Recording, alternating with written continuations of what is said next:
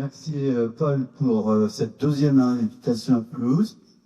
Et j'ai précisé qu'on va voir un petit peu ce qui s'est passé depuis 8 ans en biologie du développement et qui ont changé un petit peu la teneur de mon discours par rapport à la dernière fois. Et on va donc parler de développement embryonnaire. Et je vous apprendrai pendant cette conférence qu'entre 85 et 2005 à peu près, avec la révolution de la génétique moléculaire, et en particulier avec la possibilité de cloner les gènes, c'est-à-dire d'isoler le fragment d'ADN qui leur correspond, de le multiplier, de l'amplifier in vitro et d'en faire plein de choses, et aussi de séquencer des génomes entiers, c'est-à-dire de séquencer l'ensemble des gènes d'un organisme, eh bien, je pense que les principes fondamentaux du développement embryonnaire sont très bien éclairés maintenant et ont été en partie, mais peut-être en grande partie, élucidés, les principes, hein, pas les principes.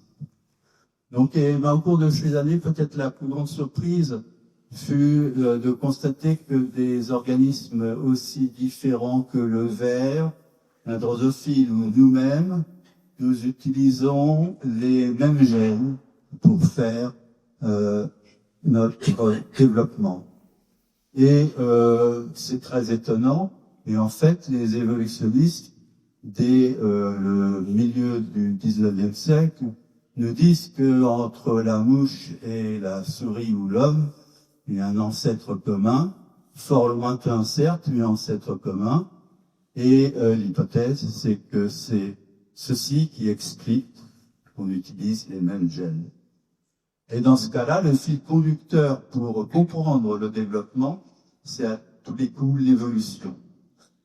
Et nous verrons qu'une des clés de l'émergence des développements, ce fut probablement l'apparition des communications entre cellules, c'est-à-dire des échanges de molécules informationnelles entre les cellules.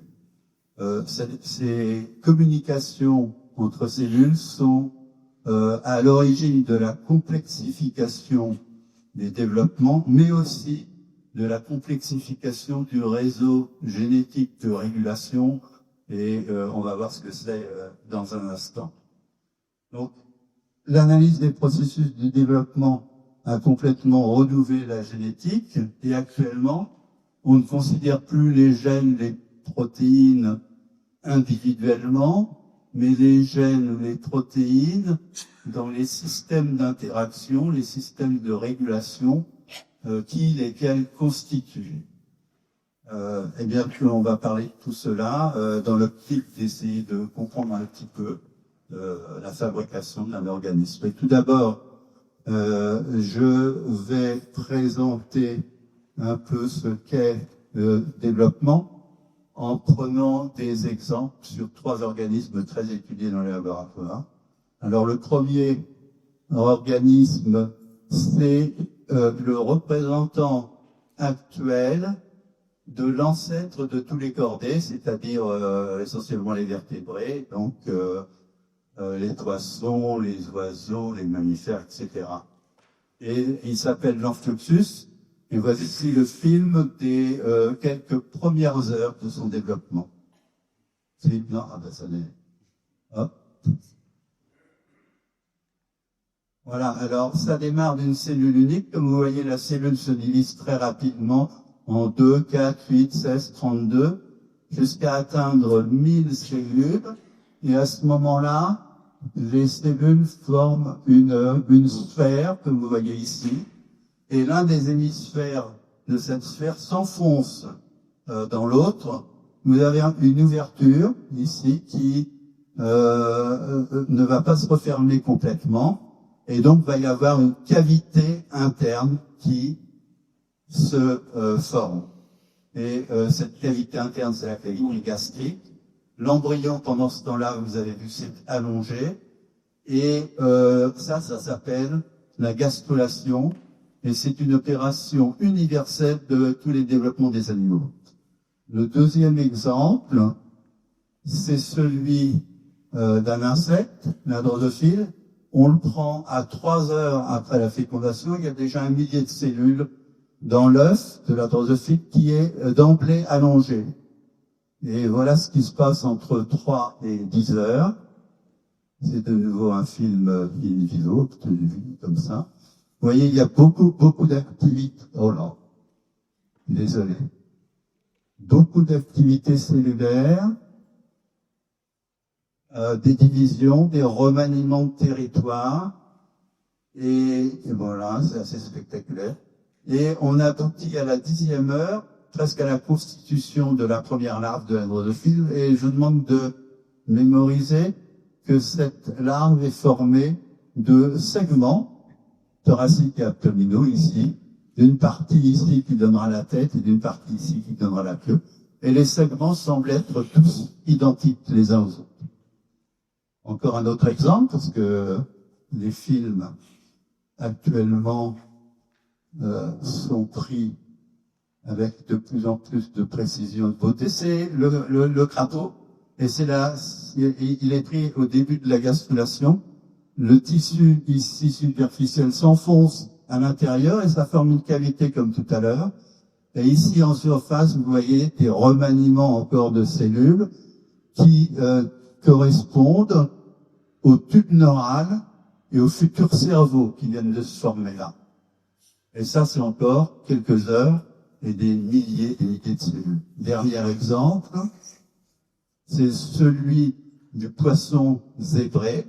Alors on démarre, là il y a déjà 2 cellules, ça s'est divisé une fois, avec un œuf qui est beaucoup plus gros que les œufs de l'Amphiopsis ou de la drosophile. Et voilà ce que ça donne pour les 15 premières heures. Alors, on peut fermer là un petit truc. Voilà. Oh. Désolé.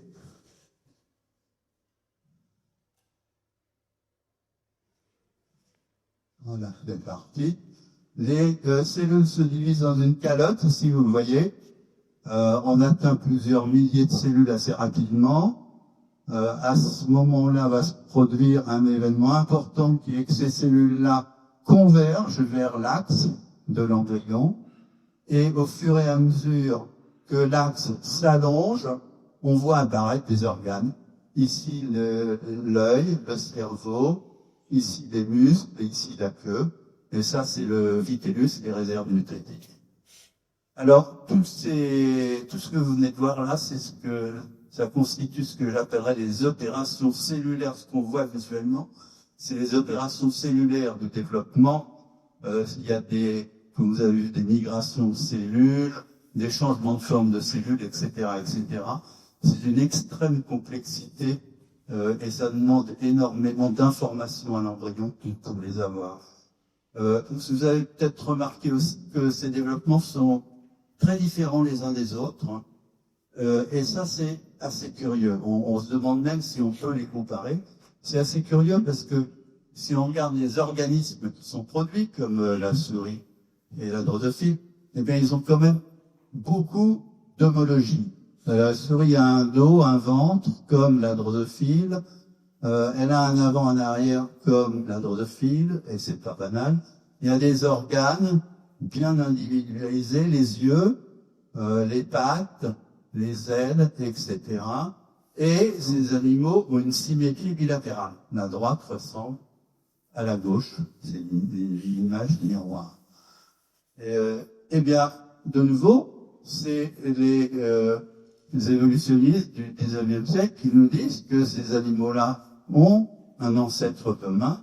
Et de nouveau, on va prendre ce soir l'hypothèse comme quoi c'est la cause de leur de toutes les ressemblances-là.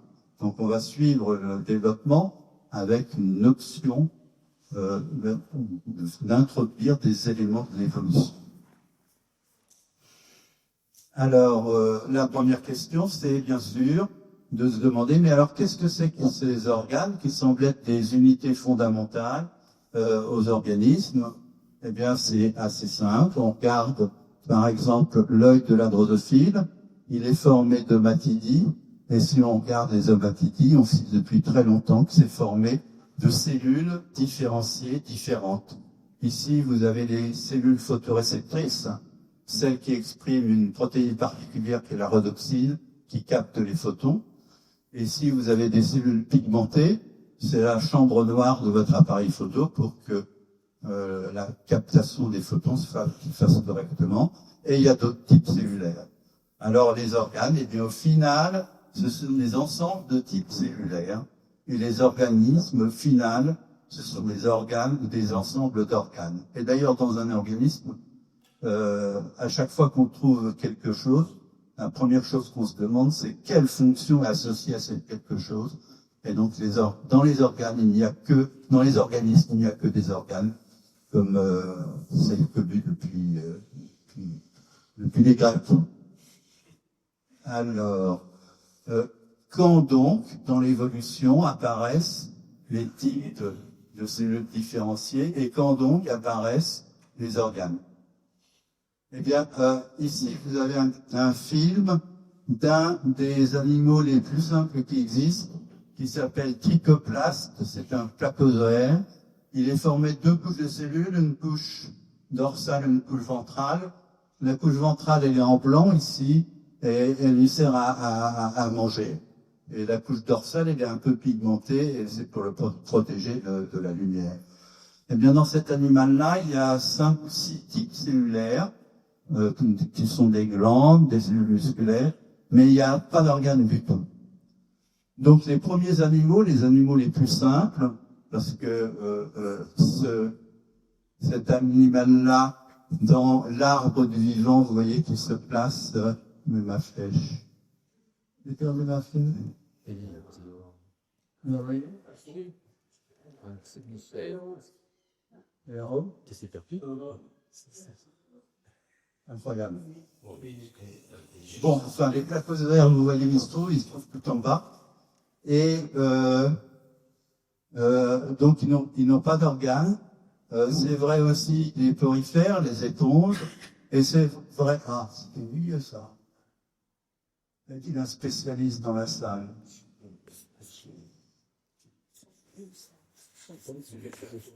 Ah, il est là, il est là. Ah, il est là. Alors, tout ça, ce sont grosso modo des méduses. Et donc, entre les porifères et les méduses, il n'y a pas vraiment d'organes. Pour avoir les organes, il faut attendre d'être chez les bilatériens, les animaux qui ont une symétrie bilatérale, et encore pas tous, parce que les xénoacélomorphes, qui se trouvent ici, ils ont une symétrie bilatérale, mais n'ont pas d'organes. Ça, c'est un résultat récent, ça date de 1 ou 2 ans, et c'est très, très important. En fait, on y reviendra peut-être.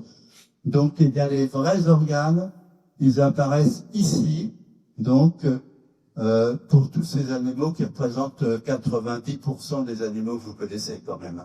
Ceux-là, il n'y en a pas beaucoup par phylum. Et ces animaux-là, ben, il y a les insectes, bien sûr, les cortés, qui sont des classes majeures d'animaux. Donc, il y a les 3 problèmes du développement.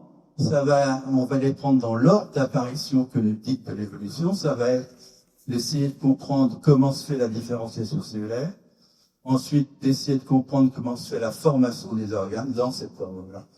Et ensuite, d'essayer de comprendre comment les organes se positionnent dans l'organisme, parce que on va découvrir, en analysant le 2e point, que c'est une opération distincte de celle de la formation des organes. Et alors, ce qui est très curieux, c'est que dans le développement, eh ben, c'est l'ordre complètement inverse. C'est le positionnement des organes qui se fait en premier, dans un embryon qui sait absolument pas qu'il y aura des organes et des tissus différenciés à ce moment-là. C'est la formation des organes qui se fait en second et la différenciation cellulaire qui apparaît en premier dans l'évolution et elle apparaît en dernier dans le développement. Alors, qu'est-ce que c'est que la différenciation cellulaire et qu'est-ce que c'est que les cellules différenciées? Mais si vous avez un système de différenciation in vitro qui a donné des cellules musculaires, et les cellules musculaires, elles sont caractérisées par une protéine particulière majeure, qui fait que ce sont réellement des cellules musculaires, c'est la myosine. Par contre, les cellules nerveuses, obtenues aussi à partir de la même cellule souche différenciée, elles leur constituant fondamental, ce sont des canaux ioniques voltage dépendants qui les rend excitables. Ici, vous avez des cellules pigmentées rétiniennes et ça va être la mélanine, etc., la kératine pour la peau. Alors, c'est quoi les protéines? Eh bien, les protéines, ce sont des macromolécules qui sont très, très différentes les unes des autres. Voici 6 protéines différentes. Elles ont des formes absolument invraisemblables. C'est la base même de la vie.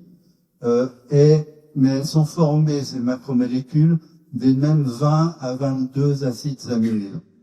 Et on sait depuis fort longtemps que à une protéine donnée correspond à un gène, que le gène c'est de l'ADN, et que l'ADN c'est une macromolécule formée des 4 bases puriques et pyrimidiques, ATGC. Alors le dogme fondamental de la biologie des années 50, 60, nous enseigne qu'un gène sert à fabriquer une protéine et il y a un intermédiaire qui s'appelle l'ARN. Alors, comment est-ce que ça se passe? Une petite animation. Ici, vous voyez l'ADN, la double hélice. Ici, vous voyez un énorme complexe macromoléculaire. Il y a à peu près 80-85 protéines différentes.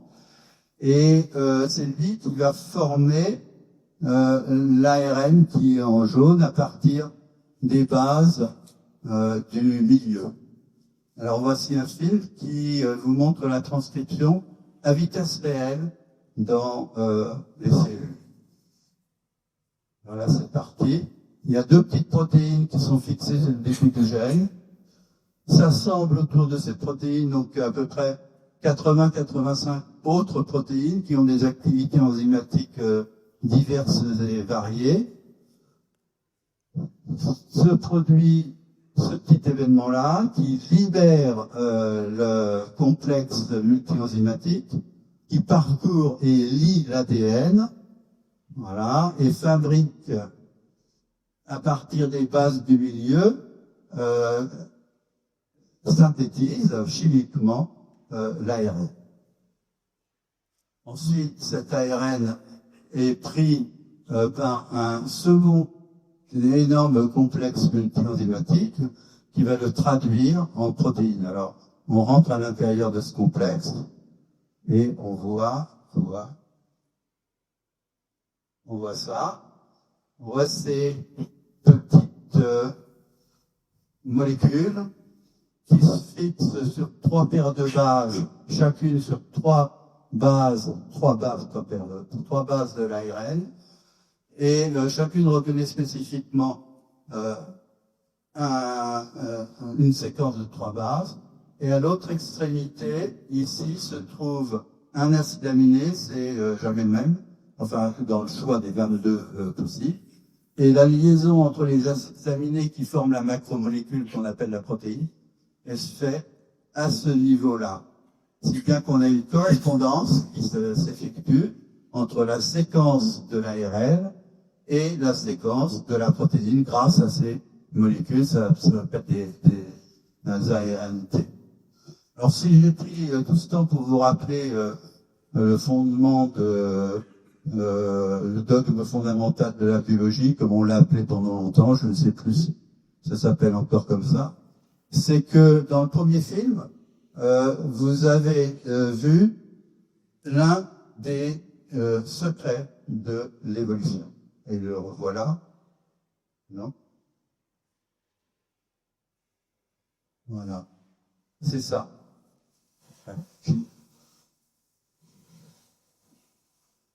C'est tout. C'est le secret de l'évolution. Alors je vais vous en dire un peu plus. Ça, ici, c'est une protéine qui est fixée sur l'ADN. En fait, on sait maintenant que c'est un gros complexe, encore une fois, peut-être d'une vingtaine de protéines, mais il y en a une particulière, essentielle, c'est celle-ci, qui s'appelle un facteur de transcription.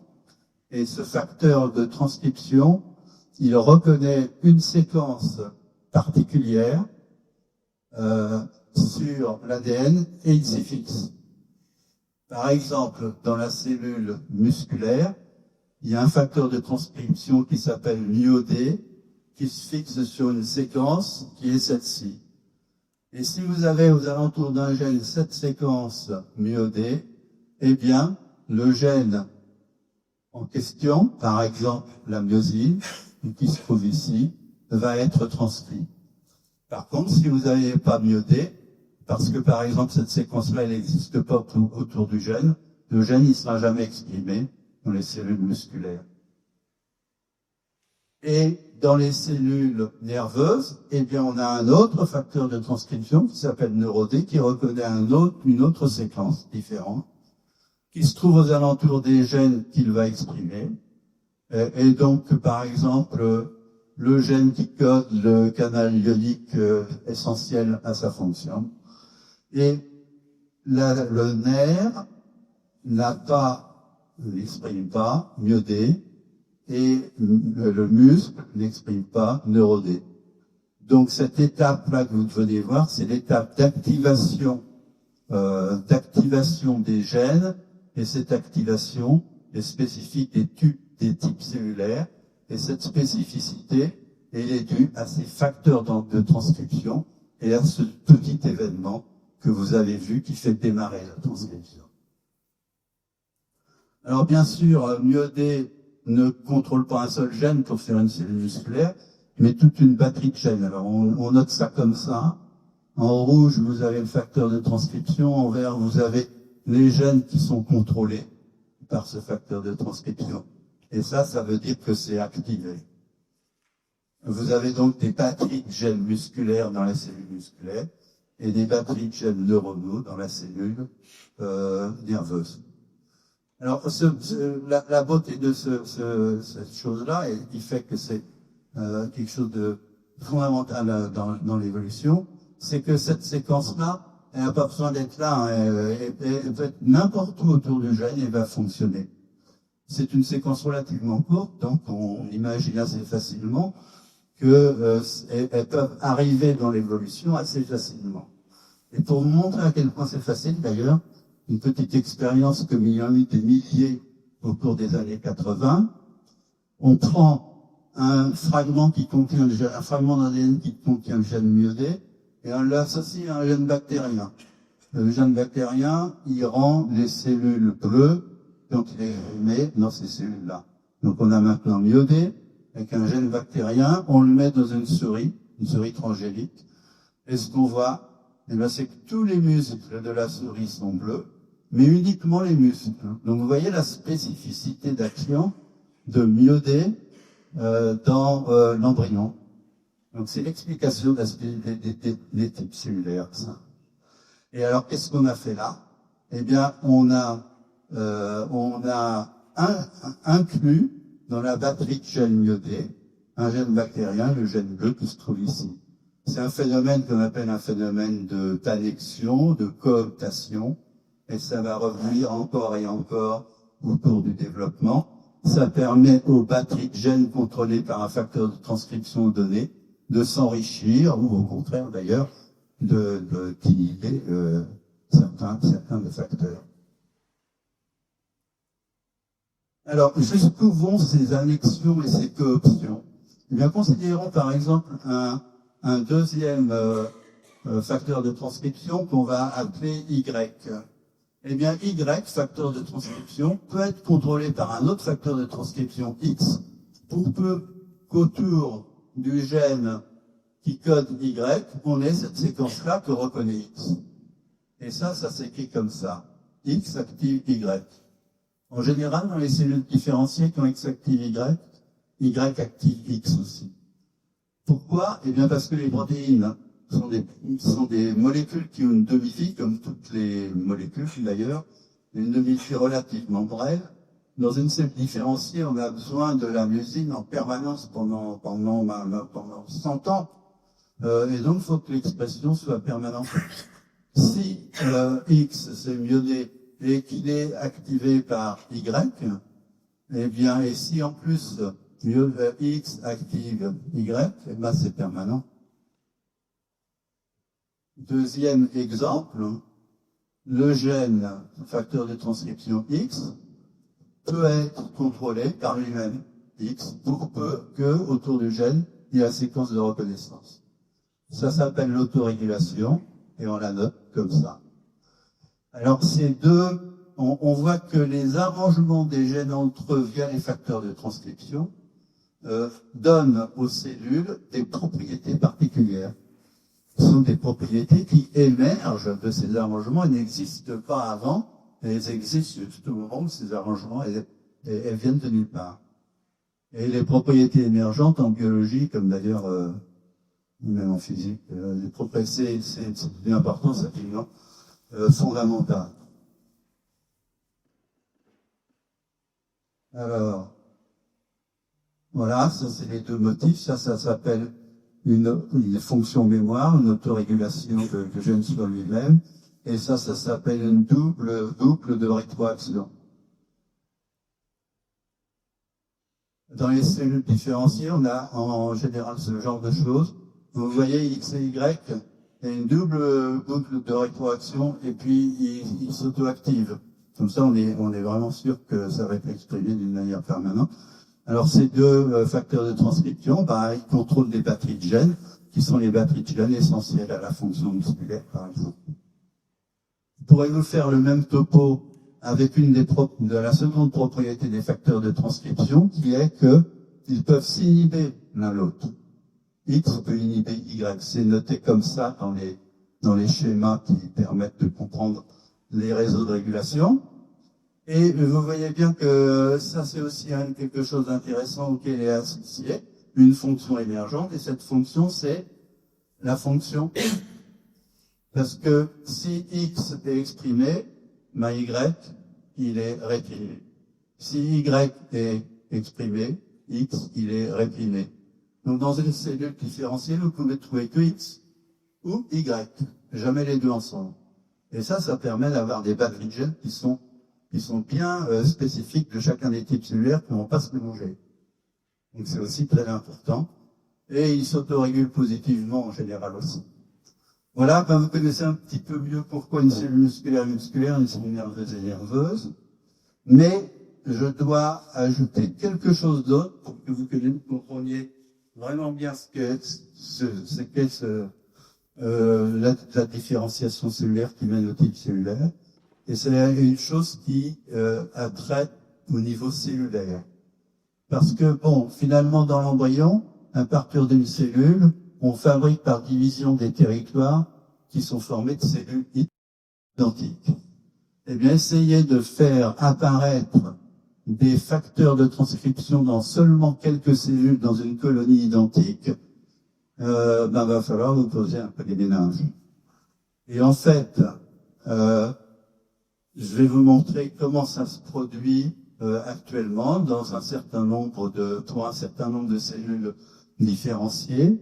Ça nécessite une communication entre les cellules. On va démarrer ici de cellules qui expriment d'une manière homogène X, mais X a la propriété de pouvoir inhiber X dans les cellules voisines. C'est cette flèche-là. Donc, ça inhibe X ici, ça inhibe X ici, mais cette cellule-là, elle inhibe aussi X ici. Donc, si vous commencez avec une colonie de cellules identiques comme ça, assez rapidement, vous allez vous trouver dans cette situation où il y a une des deux cellules d'un couple qui a un tout petit peu moins de X que l'autre. Et alors, le phénomène va s'emballer. Elle a moins de cellules, moins de X que l'autre, donc elle va moins inhiber cette cellule-là. Elle en a plus, elle va plus inhiber ça.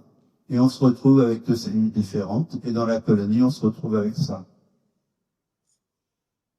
Donc, vous créez, par la communication cellulaire, des cellules différentes, et si X était myodé, eh bien, vous auriez maintenant quelques cellules musculaires dans votre colonie. Avec ces deux ingrédients,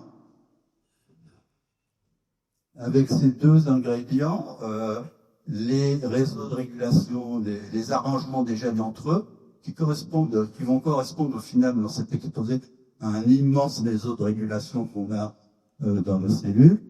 Avec les réseaux de régulation, les petits réseaux que je vous ai montrés, et puis cette communication entre cellules qui s'appelle, pour ceux qui sont intéressés, l'inhibition latérale, qui est quelque chose d'essentiel au niveau des réseaux transcriptionnels, mais aussi dans le système nerveux central entre cellules.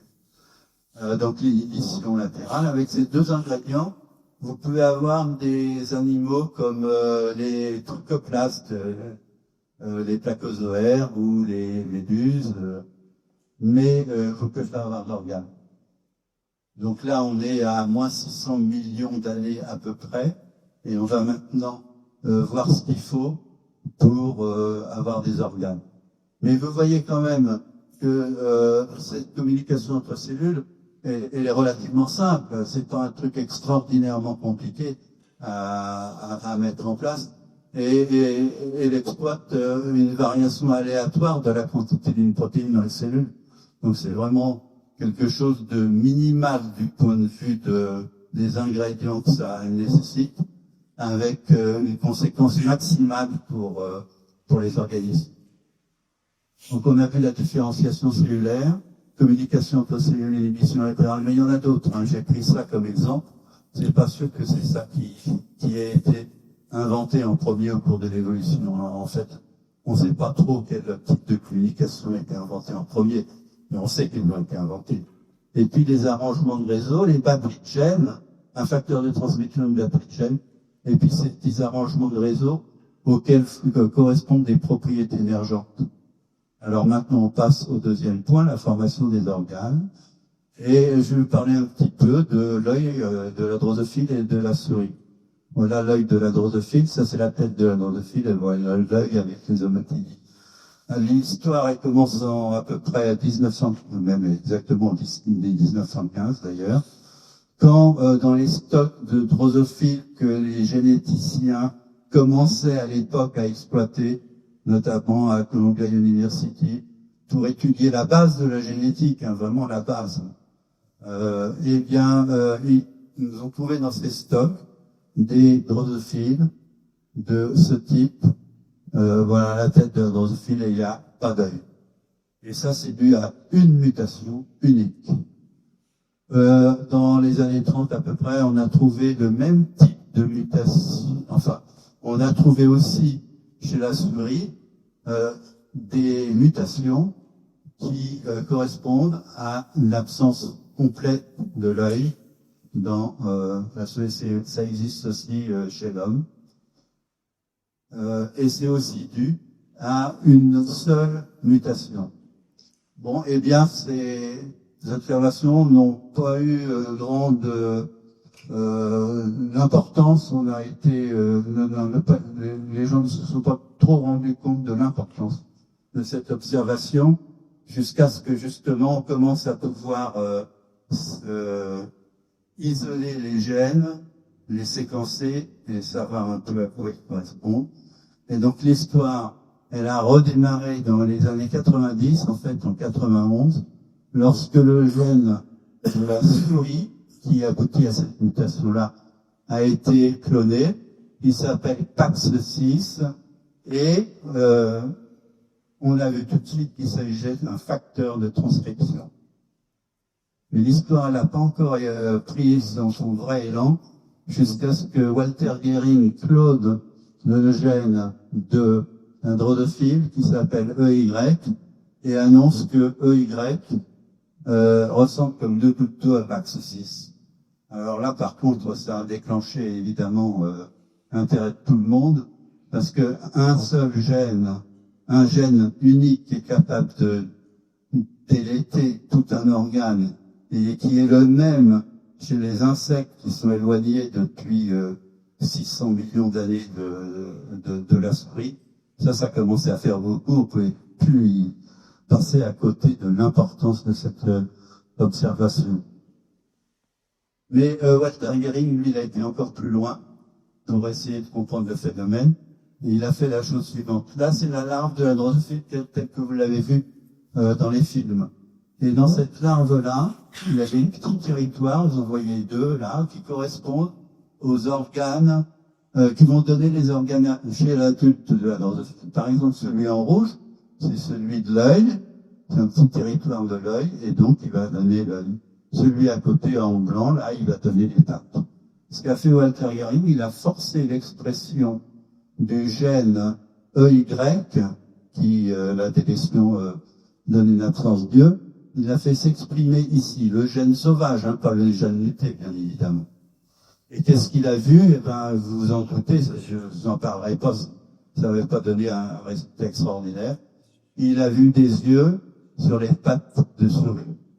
Comme vous voyez ici, ça c'est un œil qui est absolument parfaitement constitué sur les pattes de la souris. Il a été encore un peu plus loin. Ici, vous avez un petit territoire qui correspond aux futures antennes chez la drosophile adulte. Et il a fait exprimer maintenant le gène de la souris dans ce petit territoire. Et qu'est-ce qu'il a vu? Voilà l'antenne ici. Eh bien, des yeux sur les antennes de souris.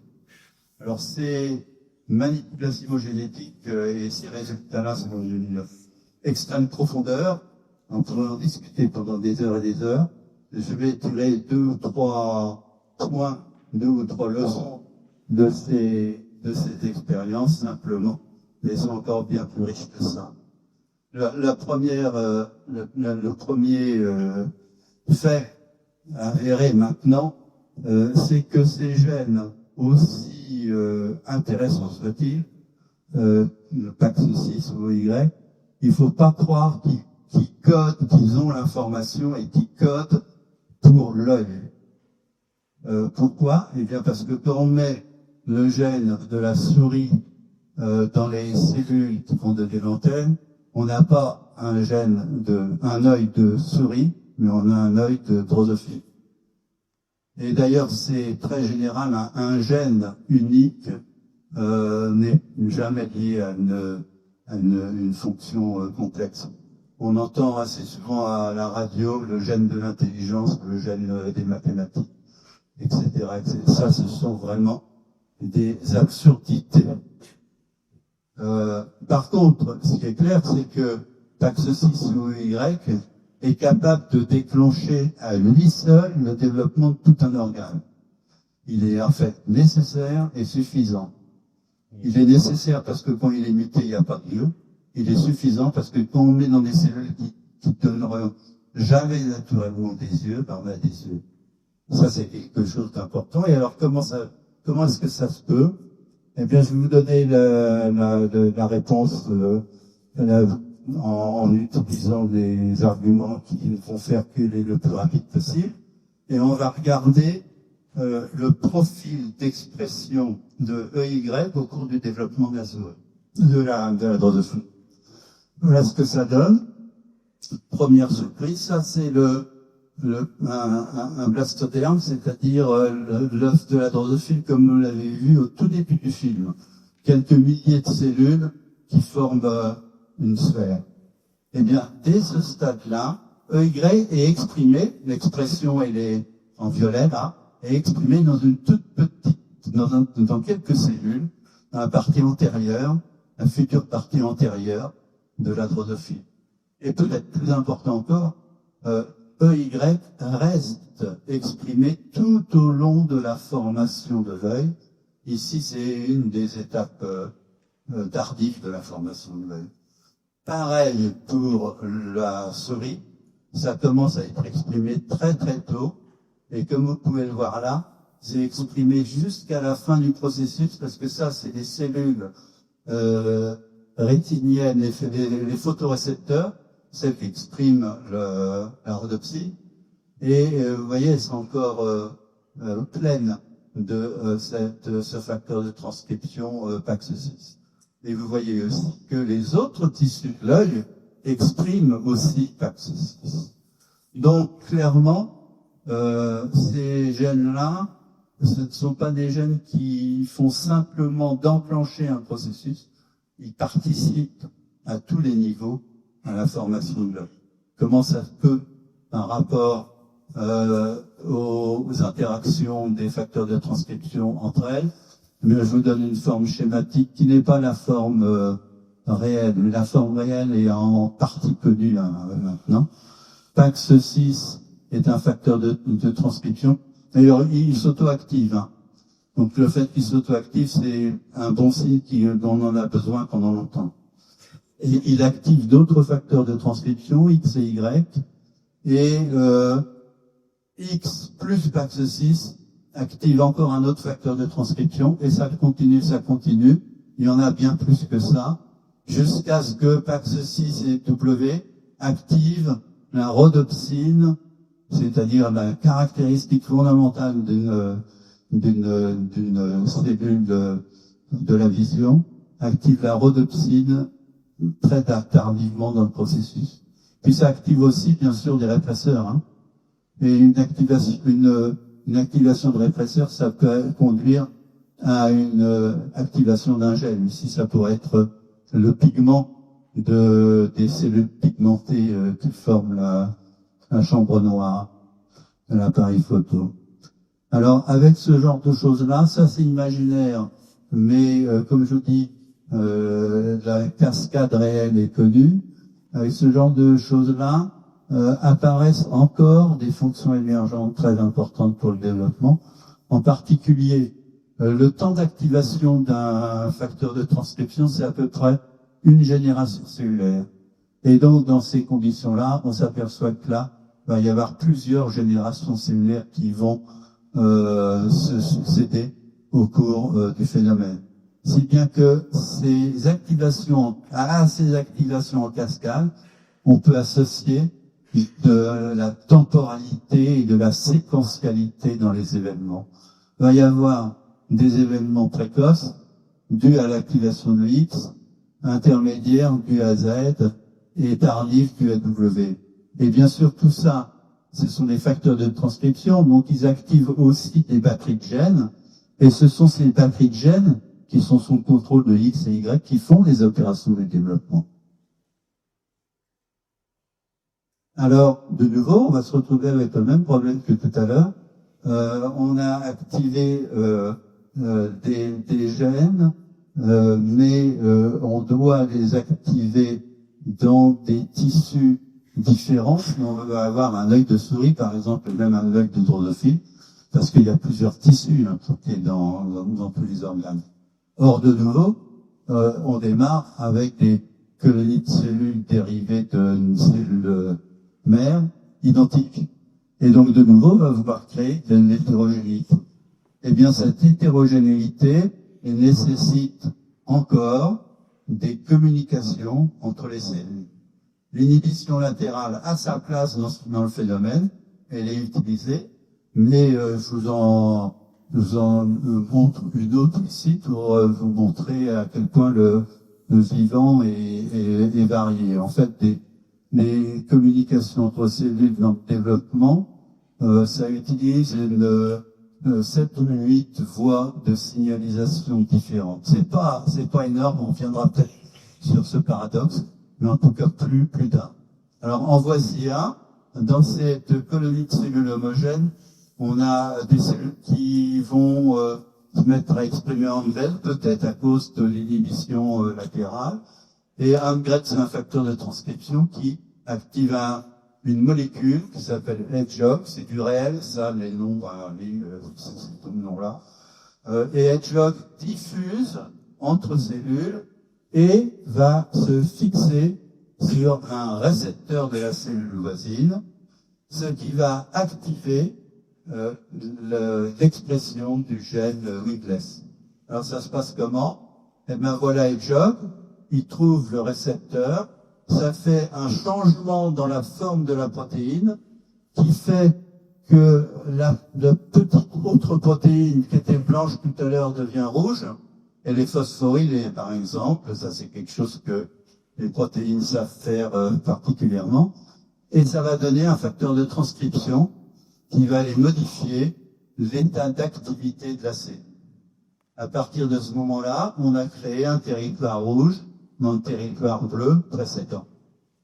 Mais il y a plus dans ce phénomène-là parce que c'est un exemple réel.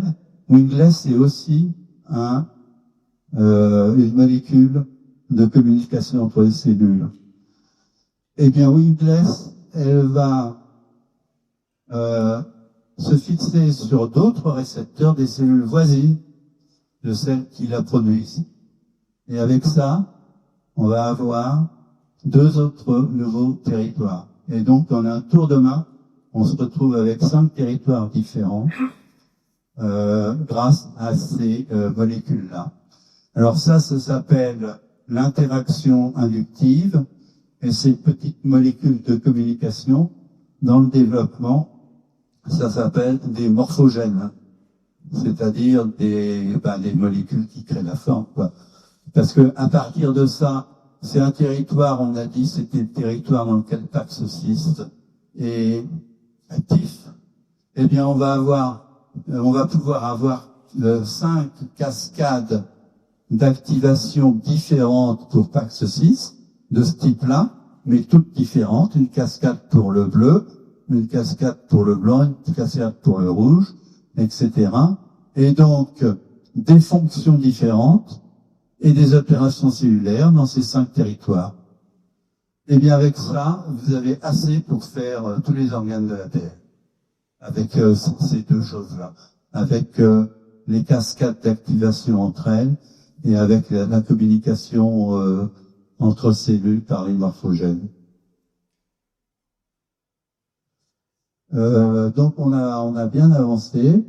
Il y a un truc quand même qu'il faut mentionner et qui est important, qui reste à expliquer dans les expériences de Walter Guérin, qui est mais pourquoi donc EY et Pax6 se ressemblent comme deux gouttes d'eau et au bout de 600 millions d'années ont gardé la même fonction, hein. On prend un gène de souris, on le met à un drosophile, ça fait un œil. Ça, c'est absolument invraisemblable. Ça veut dire que ce que fait Pax6 dans la souris, il est capable de le faire aussi d'activer le programme génétique de la drosophile. C'est invraisemblable, cette histoire. Alors, pourquoi est-ce que ça se fait? Et l'idée est la suivante. Alors, tout d'abord, je dirais que bon, c'est pas une histoire qui est uniquement celle de la drosophile et de la souris. Pour les yeux, il y a des yeux à peu près chez tous les animaux, hein, les méduses, là même par contre les méduses, et peut-être même les placosaires d'ailleurs. Mais les éponges, non. Mais les yeux, c'est tellement important que c'est tous les animaux. Il n'y a guère que les taupes qui n'ont pas d'yeux, quoi. Donc, quel que soit l'animal que vous considérez, depuis les cnidaires jusqu'aux chordés, et si vous isolez des gènes qui ressemblent à EY et Pax6 et que vous les testez, vous apercevez qu'ils sont impliqués dans la formation de l'œil, de la méduse, de l'escargot, de tout et n'importe quoi. Donc c'est vraiment une conservation universelle du gène depuis les cnidaires. Alors l'idée pour expliquer cela, c'est la suivante. C'est une idée qui est lue à Walter Guérin encore une fois.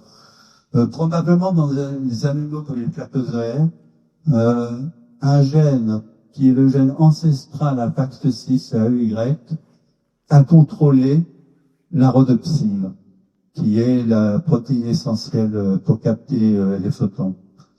Contrôler la rhodopsine, ça veut dire, eh bien, le gène de la rhodopsine est contrôlé par le facteur de transcription qui s'appelle Pax6, comme on a vu dans la différenciation cellulaire. Et puis, autour de la cellule photoréceptrice, il y a une cellule pigmentée pour toujours des histoires de captation des photons. Alors ça, c'est l'œil le plus simple qu'on puisse imaginer. Et il y a des animaux qui ont des yeux aussi simples que ça. Ils ne nécessitent que 2 types cellulaires et ils ne nécessitent que des processus de différenciation. Mais bien sûr, pour arriver à notre œil à nous, il faut qu'il y ait des batteries de gènes qui se mettent à faire des opérations du développement, batteries de gènes qui sont contrôlées par un facteur de transcription. Alors, comment est-ce que ça peut se produire? Il faut bien que ces batteries de gènes soient exprimées dans des cellules qui sont déjà impliquées dans la vision. Qu'est-ce que c'est le plus simple pour l'embryon? Il va pas aller chercher un autre facteur de transcription parce que ça va demander un nombre d'événements de cooptation important. Il se dit simplement, il y a déjà Pax6, eh bien je mets Y, X sous le contrôle de Pax6. Comme ça, c'est exprimé au bon moment et au bon endroit dans l'embryon, et ça complexifie un tout petit peu l'œil. Et comment est-ce que c'est possible? Eh ben, c'est possible à cause de l'activation transcriptionnelle par les facteurs de transcription, l'activation transcriptionnelle à distance, ces petites choses-là. Il suffit que X, qu'aux alentours du gène qui code X, on ait une séquence qui soit reconnue par PAX6. C'est celle-là, hein, c'est la vraie séquence, reconnue par PAX6. Et bien alors, la batterie de gènes, elle vient sous contrôle de PAX6, et la batterie de gènes est exprimée dans les bonnes cellules, et hop, ça va vous faire un œil un tout petit peu plus compliqué. Et ça s'est produit encore et encore au cours du développement, au cours de l'évolution, pour arriver à des schémas énormément plus compliqués que ça, parce que PAX6 contrôle directement plusieurs centaines de gènes. Et avec les opérations de développement que ça implique, vous pouvez avoir un œil aussi compliqué que ça. Mais on appelle ça, et c'est très important à mon sens, l'évolution par intercalation. Pourquoi?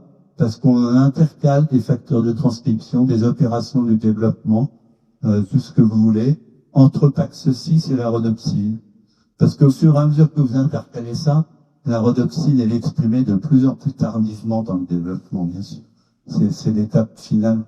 Et tout ça, c'est des étapes intermédiaires qui s'intercalent entre les deux. Eh bien, l'évolution par intercalation, c'est quelque chose qui simplifie énormément, bien sûr, l'évolution tout court, comme vous pouvez l'imaginer. Eh bien, un peu,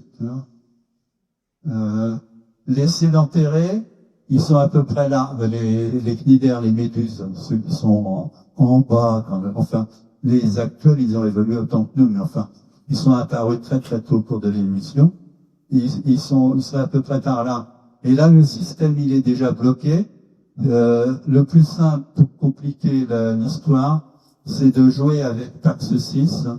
C'est pas de faire intervenir un truc complètement nouveau. Et bien sûr, alors dans les insectes, c'est pareil. On démarre avec les mêmes séquences d'événements jusqu'au sédentéré. Mais après, ça coopte, ça annexe d'autres facteurs de transcription qui font d'autres trucs. Et par intercalation, on se retrouve avec l'œil de la drosophile qui est bien différent de notre Yanou. De nouveau, évolution par intercalation. Mais dans l'histoire PAX6, il n'a pas bougé. Il est resté un facteur de transcription banal. Et il peut pas bouger parce que il active, il reconnaît une séquence spécifique sur l'ADN.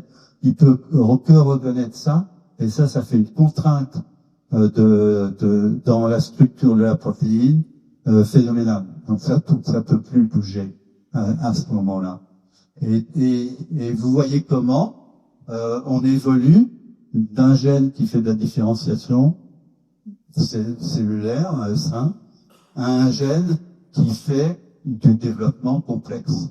Alors ce type de gène assez extraordinaire, on les appelle parfois des gènes maîtres ou des gènes chefs d'orchestre, parce que comme vous le voyez, comme ils activent différents facteurs de transcription en fonction du temps, ça correspond un petit peu à un chef d'orchestre qui dirait au soliste de jouer, qui dirait au violon de s'arrêter, etc., etc.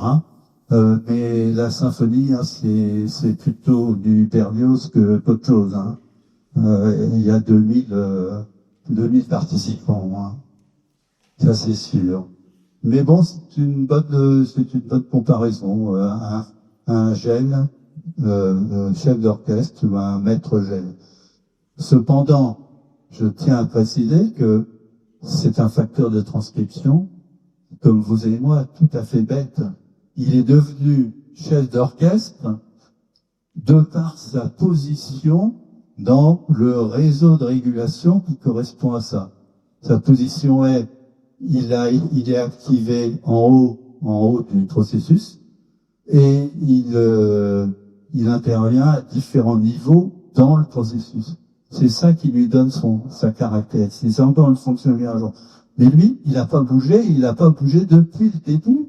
puisque vous pouvez mettre le gène de la souris dans la drosophile et ça vous donne des yeux. Il est resté un facteur de transcription banal. Il a acquis ses caractéristiques de par la position qu'il occupe dans le réseau génétique. Et vous commencez à voir que notre génome à nous, c'est pas des gènes isolés, bien sûr, c'est en fait un réseau d'interactions qui se fait par, entre autres, les facteurs de transcription. Il y a d'autres éléments là-dedans, mais on restera sur le facteur de transcription aujourd'hui. Alors le dernier point, et je vais essayer d'aller assez vite, il est clair que, vous avez vu, on peut avoir des yeux n'importe où. Pour peu qu'on mette EY exprimé dans les ailes, les pattes, les antennes, on a des yeux. Donc il y a un vrai problème pour le développement parce qu'on veut un œil ici et pas ailleurs. Eh bien, comment ce positionnement des organes se fait-il? Vous allez me dire, mais vous nous avez donné déjà toutes les informations, vous nous avez dit qu'il y avait des activateurs et des réplaceurs. Il suffit juste d'activer dans ce petit territoire et d'inhiber partout ailleurs. Eh bien, vous avez raison. C'est aussi simple que ça. Alors, on va voir ça, non pas sur l'œil, mais avec un deuxième maître gène qui s'appelle distalless et qui est le maître gène de la formation des pattes chez la drosophile et qui est impliqué aussi chez nous pour les membres. Alors, distalless, dans la larve que je vous ai montré au début de cet exposé-là, il est exprimé dans cette petite région-là, des segments dits thoraciques T1, T2, T3. Ici, vous voyez un pattern d'expression d'un autre gène, on va savoir ce que c'est tout de suite. Eh bien, l'histoire est la suivante. En fait, DLX est activé par un morphogène, wingless, on en a entendu parler, avec John, wingless, etc. Il est activé d'un wingless, et le profil d'expression de wingless, là où le gène wingless est produit, ce sont ces bandes-là dans les segments de la drosophile. Mais wingless, vous voyez, il est dans tous les segments. Donc, on devrait avoir une activation des leads dans tous les segments. Et en plus, il est, selon un pattern transverse, il est bien plus important que le point rouge qui correspond à son expression telle qu'on la voit dans la drosophile. Là encore, un stade très précoce, bien avant qu'il y ait des papes. L'embryon, c'est même pas qu'il y aura des papes un jour, et pourtant, il y a le gène même qui est déjà là. Et bien alors, pourquoi est-ce qu'il n'est pas exprimé en bande?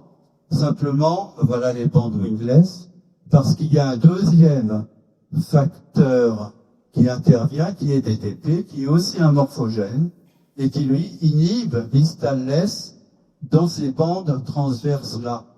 Et donc, ça inhibe distalless dans toute la partie dorsale de l'embryon. Il y a un deuxième système qui intervient pour la partie ventrale, ce serait le profil d'expression de ce gène-là qui se trouve là, et qui fait, il n'y en a pas en bas non plus.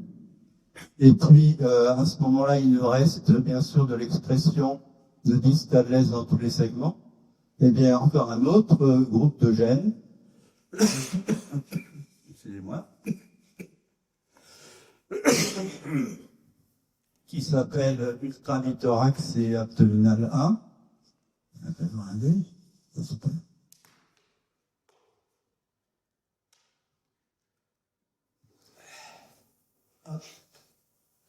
Qui se trouve exprimé dans tous les segments abdominaux, mais pas dans les segments thoraciques. Et donc ça inhibe partout, sauf dans ces trois segments-là. Je reviens pour que vous compreniez bien la logique qui est assez simple.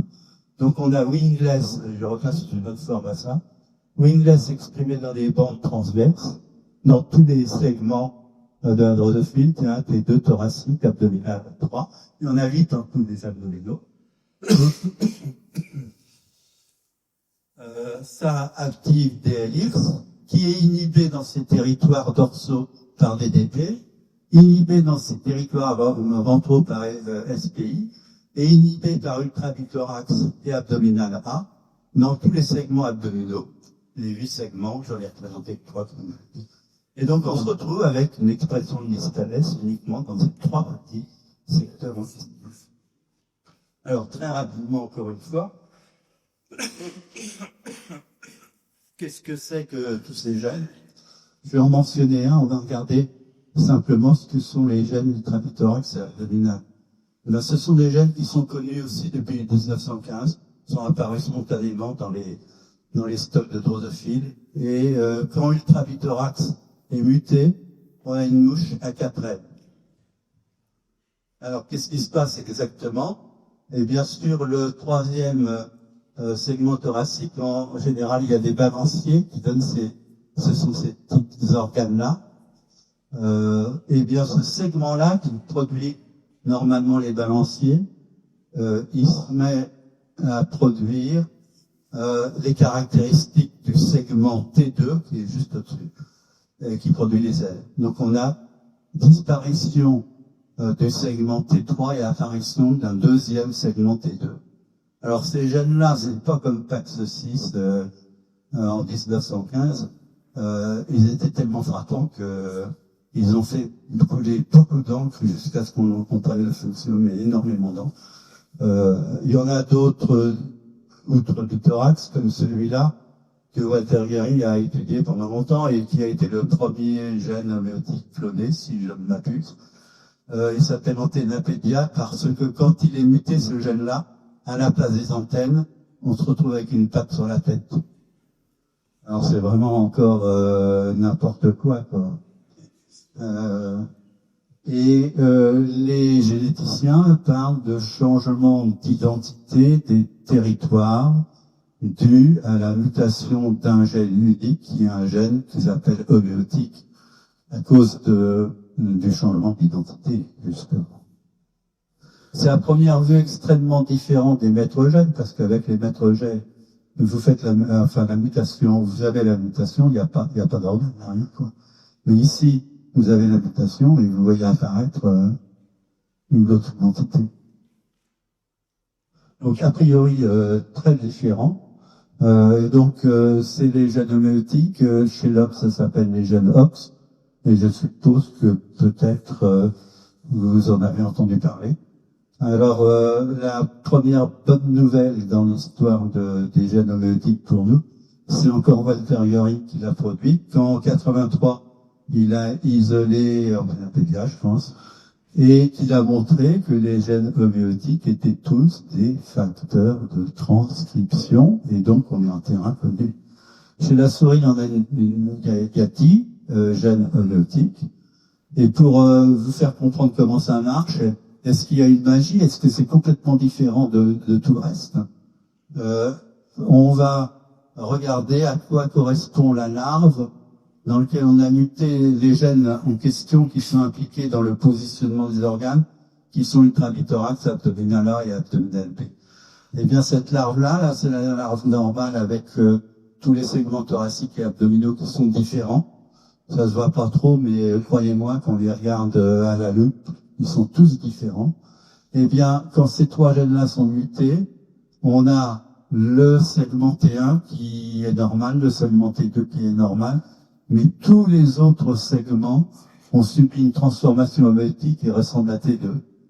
Donc cet animal-là, il devrait avoir, si vous avez bien suivi, des pattes tout le long du corps. Et là encore, c'est extraordinaire, c'est pour ça qu'il y a ça fait couler beaucoup d'eau. On s'est demandé, est-ce que c'est les gènes de l'évolution, quoi, un truc tout ça, extraordinaire. On va essayer de comprendre la magie de ces trucs bizarres et extraordinaires en rajoutant dans ce triple mutant les gènes normaux, un à un. D'abord ultrabithorax, eh bien ça rend normal le segment T3 et A1, mais reste avec une mutation homéotique tous les autres segments. Et la mutation homéotique est la même dans tous les autres segments, elle va vers A1. On rajoute abdominal A, c'est un peu pareil. Il y a des segments qui redeviennent normaux, mais tous les segments caudaux subissent encore une transformation génétique nouvelle. Maintenant, ils ont les caractéristiques du segment A4. C'est seulement qu'on rajoute les 3 que la larve redevient normale. Alors, pour la magie, c'est quoi là-dedans? On va regarder les profils d'expression de ces gènes-là. Ultravithorax, il s'exprime là, comme ça. Il démarre très antérieurement et il va très caudalement. Abdominal A, il démarre plus bas, mais il va aussi caudalement. Abdominal B, il démarre aussi plus bas et il va aussi tout à fait caudalement. Donc je pense que peut-être vous avez compris comment ça marche. Les profils d'expression des gènes se chevauchent et il y a donc des régions où ici il n'y a que l'ultravithorax qui est exprimé. Ici il y a les 2 et ici il y a les 3. Donc on peut avoir comme hypothèse que ces gènes agissent en combinatoire. C'est une combinatoire de facteurs de transcription qui complexifie un peu les segments et combinatoire parce que leur profil d'expression est de ce type-là. Ça se chevauche partiellement. Alors allons-y, on va essayer de voir si ça marche. Dans le triple mutant, on n'a que des segments bleus, T2, comme vous le savez. Eh bien ça doit être dû aux caractéristiques T2 qui sont dues à une tripotée de gènes de facteurs de transcription. Il y en a 4 là, A, B, C, T. Si on rajoute maintenant un gène, ben on rajoute, disons, un paquet de caractéristiques bleues. Et comme le paquet de caractéristiques bleues, il est rajouté selon le profil d'expression du gène, il est rajouté uniquement là-dedans. Donc celui-là, il reste rouge. Mais ceux-là, ils vont être tous identiques, ils ont la même identité génétique A, B, C, D, E. Ils vont tous être identiques bleus. On rajoute un autre, ben c'est pareil, celui-là va rester bleu, mais les 2 autres, ils vont être identiques marron, et puis avec le jaune, tout sera calmé. Et donc ça marche très très bien, c'est la combinatoire qui nous fait cette chose-là. Et si on les retire, et ben on se retrouve de nouveau avec les mutations homéotiques, tous les segments bleus. Et en plus, ils sont bien positionnés à partir d'une position antérieure jusqu'à la position la plus caudale. Alors, à ce moment-là, vous réalisez que le gène E, là, eh ben, il a exactement les caractéristiques d'un maître gène.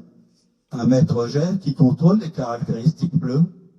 Si je le retire, dans ce sens-là, si je le retire, je retire le paquet, l'expression du maître gène dans ces 3 trucs-là, et tous les autres, ils deviennent transformation homéotique, avec ce qui leur reste de facteurs de transcription. Alors vous allez me dire, oh, tout ça c'est un peu tard, discuter quand même. Est-ce que ça aurait pas été plus simple d'avoir un maître gène, puisqu'il s'agit d'une combinatoire de maître gène comme PAX6, par segment? Eh bien non, parce que si maintenant on a un maître gène par segment, pour le premier segment, ça ne change rien, c'est ABCD. Mais si vous voulez vous fabriquer avec un seul maître gène le 2e segment, il va vous falloir que E coopte A, B, C et D, plus son paquet de caractéristiques propres. Donc il va y avoir la nécessité de au moins 4 cooptations. Si c'est ceux-là qui sont cooptés. Et probablement plus, puisque on a vu là, ça peut aller jusqu'à 8 cooptations indépendantes par le même facteur de transcription E. Et ça va être encore pire pour le 2e, puisque F va devoir aussi coopter tous ces gènes-là, en plus du paquet d'éléments qu'il apporte. Eh bien, voici la conclusion. Donc, quand on veut former une série d'éléments légèrement différents les uns des autres, il est clair que le plus simple, et toutes les modélisations le montrent, est de rajouter un facteur transcriptionnel à une combinatoire existante. Bon, ben voilà. Donc, il y a beaucoup de la magie des gènes OX qui disparaissent. Ce sont finalement des facteurs de transcription comme PAX6. Mais c'est quand même un système extraordinaire pour créer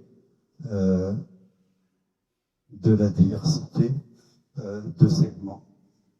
Alors bon, il est très tard, je vais finir et je vais essayer de m'excuser de vous avoir fatiguer les méninges avec les gènes homéotiques en vous donnant une petite récompense. Ces gènes homéotiques, ils sont importants non seulement pour la drosophile, c'est de la drosophile, les travaux, mais aussi pour tous les insectes et tous les arthropodes, mais aussi pour l'Amphioxus et tous les cordiers, et en fait pour tous les animaux à partir de l'ancêtre commun aux méduses et aux bilatériens, c'est-à-dire 99% des espèces animales sur Terre.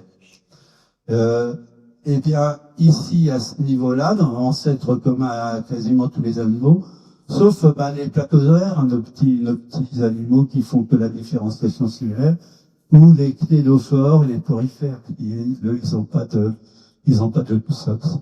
Le locus ops ancestral, on sait qu'il avait cette tête-là, cette gène, et il a été impliqué dans tous les phénomènes de l'évolution jusqu'à la drosophile, et on trouve les homologies parfaites entre l'ancestral et cette gène, à ce près qu'ici il y a une duplication, justement pour les gènes qui nous ont intéressés, extra-thorax et abdominal.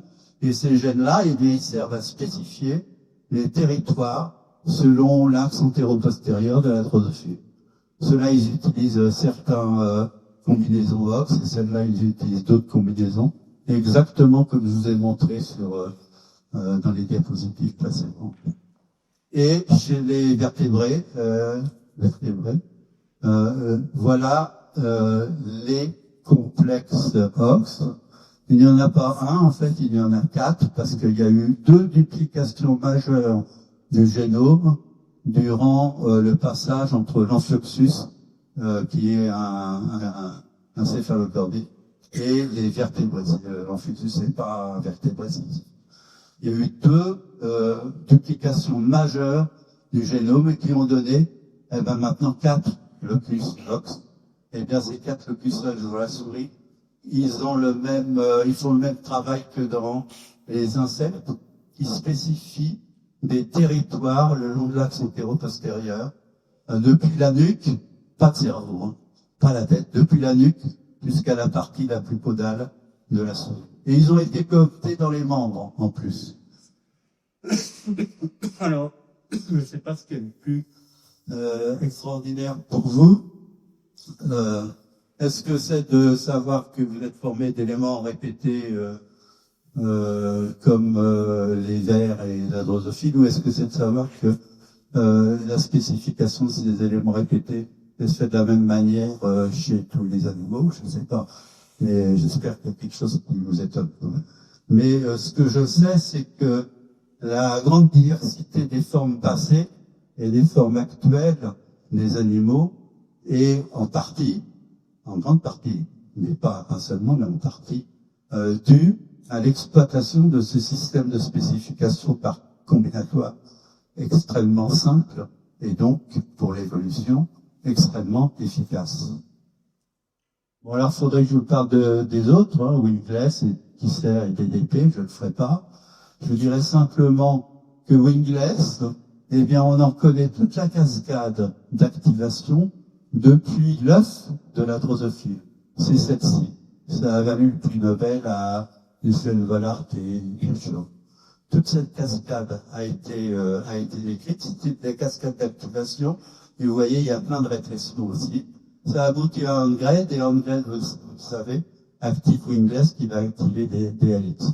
Mais maintenant, on a fait à peu près le tour du problème de positionnement des organes, et on s'est aperçu que ça faisait intervenir de nouveaux arrangements génétiques comme la combinatoire dans le locus OX. Et bien maintenant, je vais vous faire le développement en 1 seconde dans le bon sens, puisqu'on a pris le sens de l'évolution qui est le sens contraire. On démarre avec une cellule œuf, on fait des divisions, tout plein de divisions. En général, l'œuf est hétérogène, vous voyez ces hétérogénéités-là. Et ces hétérogénéités-là, elles ont à voir avec des facteurs de transcription. Elles s'égrègent au cours des divisions. Il y en a une qui se retrouve dans une cellule, une autre dans d'autres cellules. ça nous crée des différences entre les territoires, et ça nous donne donc déjà des différences entre les territoires très tôt au cours du développement, auxquelles s'ajoutent les différences entre les territoires dues aux voies de communication entre cellules. Et à chaque territoire correspond une certaine combinaison de facteurs de transcription, comme ici, toujours différentes d'un territoire à un autre, qui donne la possibilité de faire de nouvelles interactions entre cellules, jusqu'à l'activation des maîtres gènes dans les territoires répétés, dont le locus OPT, et dans les organes, de cette manière-là. Vous voyez bien que ce qui fait la dynamique du développement, en fait, c'est ça. Ce sont ces communications entre cellules qui font que une molécule qui diffuse est interprétée par les cellules d'un point de vue génétique par activation de gènes qui vont complexifier le réseau, qui vont permettre au réseau génétique de se complexifier. Et tout cela est rendu possible à cause de l'activation transcriptionnelle à distance par ces petits facteurs qui tapent sur l'ARN polymérase et donnent une spécificité au processus de transcription. Alors, dans notre génome, on a à peu près 2500 facteurs de transcription. Chacun de ces facteurs peut être à l'état actif ou inactif. Ça vous donne 2 à la puissance 2500 possibilités d'état d'activité de notre réseau génétique. Et si je ne m'abuse, ça fait 10 à la puissance 600. 10 suivi de 600 zéros. Le nombre de molécules dans l'univers, c'est 10 puissance 80, si je ne m'abuse. Donc on est infiniment plus. Et le nombre d'espaces qu'a la bio, pour ceux qui connaissent la mécanique quantique et la théorie du corps, c'est 10 puissance 500. C'est l'infini. Pour les mathématiciens, c'est l'infini. Et donc, eh bien, vous et moi, on est une toute petite fraction d'état de transcription, quelques peut-être centaines ou milliers parmi ces 10 puissance 500 possibles. Et donc on est une toute petite fraction dans une infinité des possibles. Voilà, je terminerai là-dessus. Mais pendant les questions, si jamais il y en a, je vous montre un dernier film qui veut vous montrer les opérations de développement chez la zébraphie, c'est le poisson zébré, qui aboutissent à la formation de ces unités répétées là. C'est quand même important en biologie. C'est connu depuis longtemps, mais maintenant c'est filmé en 3D avec les nouvelles méthodes. Il y a 5 ans, on était incapable d'avoir des films comme ça. Donc ça, c'est le développement du poisson zèbre. Et vous voyez tout plein d'opérations, et puis jaillit comme de nulle part ces éléments à répéter que les génomes vont spécifier. Vous les voyez là, c'est les somites, ça c'est le tube neural. Et puis voilà, ça va donner les muscles, les vertèbres, les côtes et tout ça. Et ça fait que vous avez quand même mal au dos de temps en temps. Eh bien, je vous remercie pour votre attention.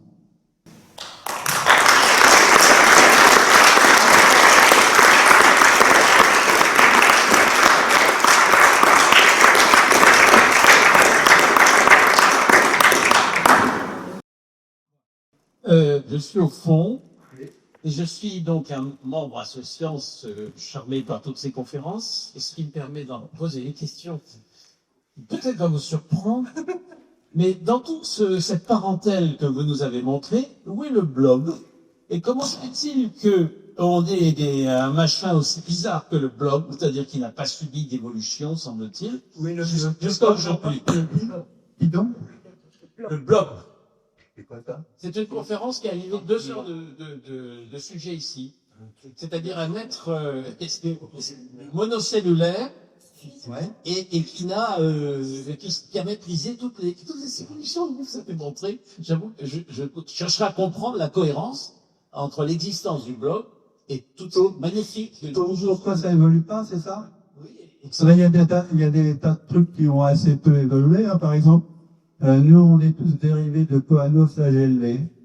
Ça a donné les éponges. C'est un protiste. Il y en a plein partout, hein. Vous allez dans une mare en ce moment, vous verrez des protistes, des cellules, des eucaryotes qui ont assez peu évolué, qui n'ont jamais inventé la différenciation cellulaire, qui n'ont jamais inventé les organes.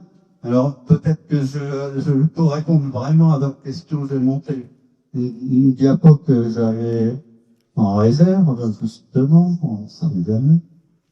C'est celle-ci. Alors elle est un peu compliquée. Bon, vous voyez, ça c'est l'évolution. On démarre avec coanoflagellés, et dans les coanoflagellés, on a un mode d'activation transcriptionnelle qui n'est pas du tout une activation distale dont je vous ai montré là, le truc qui vient taper. On a une activation proximale.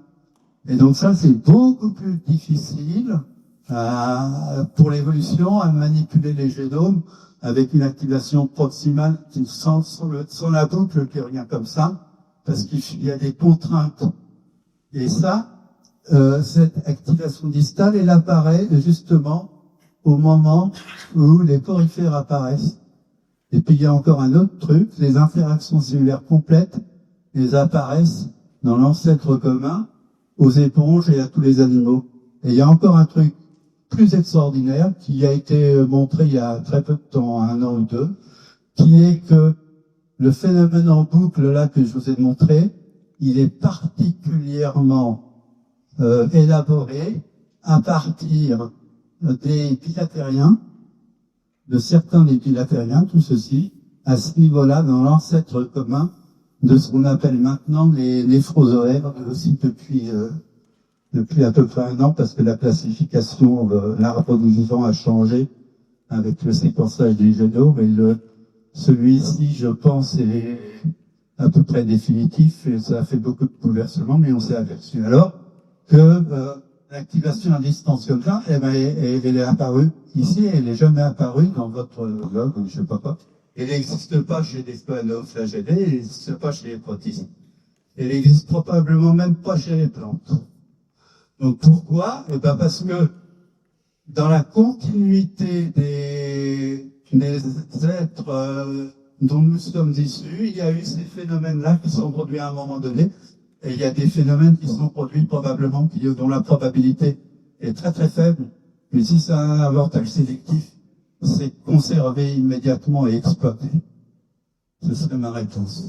Merci beaucoup. Apprécié. Je voudrais savoir comment se situent les problèmes de l'éthylation et acétylation dans le processus de développement par rapport à votre exposé là. Bon, j'ai beaucoup simplifié, je ne vais pas parler de la chromatique.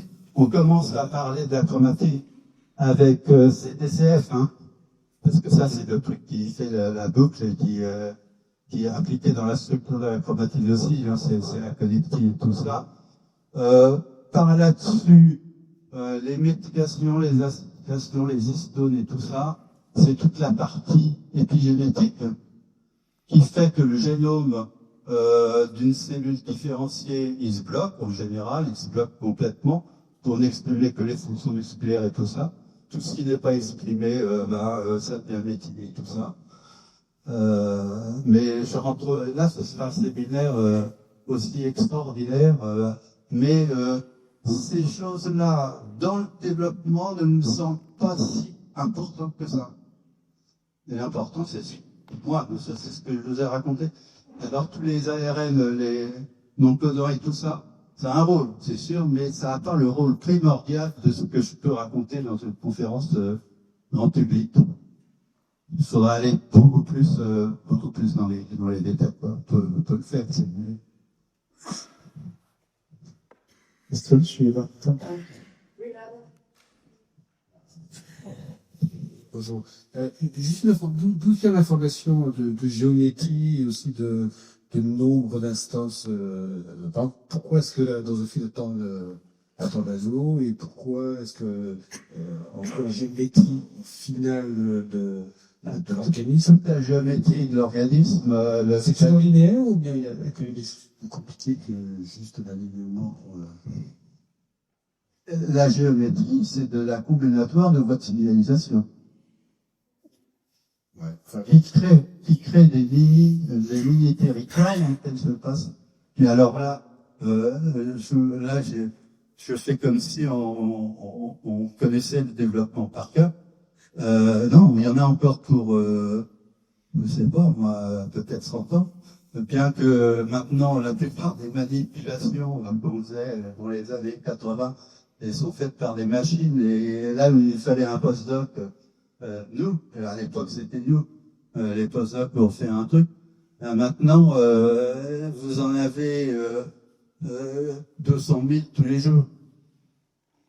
Donc ça, c'est beaucoup accéléré. Mais malgré tout, toute cette dynamique qui crée des formes sont complexes de ça. À n'en pas douter, c'est des combinatoires de voies de signalisation, et en fait de cette voie de signalisation uniquement, mais je ne pense pas qu'on soit capable actuellement de modéliser la forme d'une vertèbre. On n'est pas capable. On n'a pas assez d'informations embryologiques et sur les gènes exprimés pour ça. On n'a pas encore assez d'informations.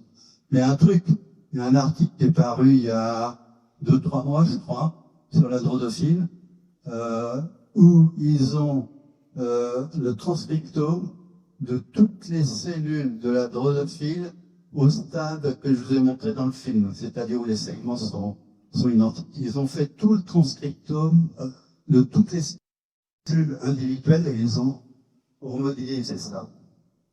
Et ce qu'ils ont trouvé, c'est que des gènes avec des patterns extrêmement beaux, des formes géométriques, eh ben, il y en a pour 25 ans pour les analyser, rien qu'avec cette manipulation-là qui a pris 2 ans et qui aurait pris 1 milliard d'années en 1980.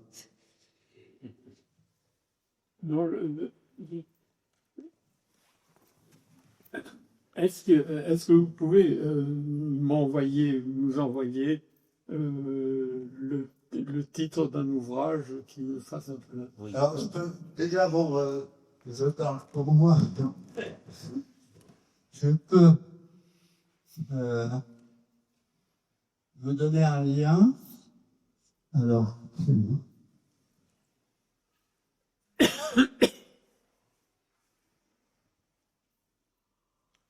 Bon, cette conférence a été YouTubée quand je l'ai donnée à Badius il y a 6 mois. Et elle a été un peu améliorée ce soir. Mais l'essentiel, vous le retrouverez là-dedans, si vous pouvez. J'essaye moi-même d'écrire un livre, mais je pense qu'une synthèse comme ça, pour un peu grand public, enfin, quand même, avec un background scientifique un peu, ça n'existe pas. J'essaie d'écrire le truc. Mais bon, voilà.